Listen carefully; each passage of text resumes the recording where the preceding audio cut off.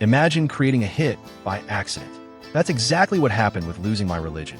R.E.M. never expected it to become such a massive success. And yet, this unusual song turned into their biggest hit. How did it happen? You're watching iconic songs, and here's the full story. It all started with a simple mandolin melody. Guitarist Peter Buck had just bought the instrument and was learning to play it. To get used to the instrument, he spent hours strumming random chords and recording himself on tape. When he listened back, one melody stood out from the rest. It was hypnotic, repetitive, and had a natural rhythm. He felt there was something special about it. At first, Buck wasn't sure if the rest of the band would like the idea. R.E.M. was known for its guitar-driven sound. Using a mandolin was a big change. But when he played the riff for the others, they were intrigued. Bassist Mike Mills and drummer Bill Berry started adding their parts, creating an almost hypnotic rhythm. Then Michael Stipe layered in his distinctive vocals, and the song began to take shape. Interestingly, Buck wasn't even trying to compose a song. He was simply experimenting. Later, he admitted that he had been repeating the same pattern without much thought. This accidental melody changed everything. The band was excited, but also a bit unsure. Could a song without an electric guitar and a clear chorus fit their style? They decided to take the risk. Recording Losing My Religion was both exciting and challenging. The band wanted to keep the raw, emotional feel of Buck's riff, while making sure the song still sounded like R.E.M. The first demo version, tentatively titled Sugarcane, was recorded in July 1990 at a studio in Athens, Georgia. This version included banjo and Hammond organ, but the band later changed the arrangement. The final version was recorded in September 1990 at Bearsville Studios in Woodstock, New York. This studio was known for its excellent acoustics, which helped capture the song's unique sound. Producer Scott Litt, who had previously worked with R.E.M., played a key role in shaping the final mix. One of the biggest challenges was finding the right balance between the mandolin and the other instruments.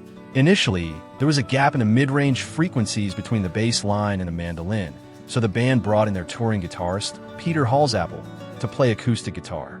Mike Mills composed the bass line, drawing inspiration from John McVie of Fleetwood Mac, which gave the song a smooth, flowing feel. The recording sessions had an intense atmosphere. Buck recalled, "It was really incredible. Peter and I sat in our little booth, sweating over our parts, while Bill and Mike were in the other room, giving it their all. It had a truly magical vibe." Michael Stipe recorded his vocals in a single take, adding authenticity and emotional rawness to the track. Unlike previous R.E.M. songs, where his voice was sometimes buried in the mix, in Losing My Religion, it was brought to the forefront, making the lyrics even more personal. Another layer of depth came from string arrangement by Mark Bingham. It was recorded in October 1990 at Soundscape Studios in Atlanta by members of the Atlanta Symphony Orchestra. The strings gave the song an almost cinematic quality. Despite all the effort put into production, both the band and their label, Warner Brothers, were unsure if the song had hit potential. However, when Litt finished mixing, everyone agreed that they had created something special, something unlike anything else on the music scene at the time. The music video for Losing My Religion, directed by Tarsum Singh, was inspired by a mix of influences, including the paintings of Caravaggio, religious imagery, and literature. The opening scene references Andrei Tarkovsky's film The Sacrifice. In a dark room, water drips through an open window, a jug of milk falls and shatters on the floor, while the other band members rush past.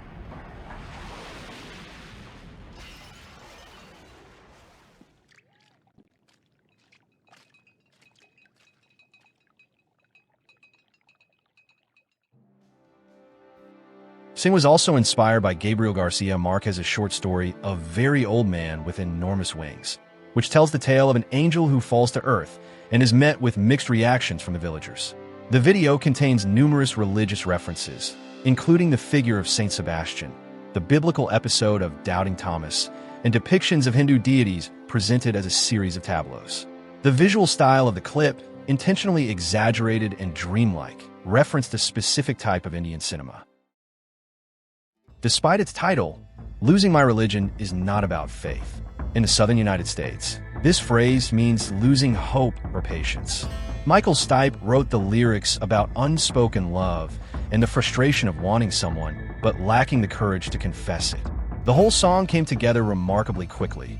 The music in 5 minutes, the lyrics in an hour, and Stipe recorded his vocals in a single take. Peter Buck recalled that after just a few takes in the studio, they were deeply moved by the results. He compared the process to lassoing an archetype floating in the air, and added that he wished every song could come together so easily. In the original version of the chorus, Stipe sang, "That's me in the corner, that's me in the kitchen," describing someone too shy to approach the person they liked. The final change from kitchen to spotlight gave the song a more universal feel. Stipe compared the song's theme to Every Breath You Take by The Police, describing it as a classic song about obsession. He emphasized that the best songs are the ones where every listener can relate and say, "Yes, this is about me." The possibility of multiple interpretations was crucial to the song's success. Some saw it as a love confession, others as a story of personal loss, and some as a metaphor for transformation. The success of Losing My Religion transformed R.E.M's career. The song became their biggest hit, winning a Grammy Award and reaching high positions on the charts. Despite its unconventional sound, with no traditional chorus and a mandolin as the lead instrument, the song broke into the mainstream and became a defining track of the 90s. As a result, the album Out of Time sold millions of copies, and R.E.M. cemented their place among rock's greatest legends. Thanks for watching Iconic Songs. If you feel like losing your religion over great music stories, smash that like button, subscribe, and let me know which song's secret I should uncover next. I'm all ears. Spotlight's on you.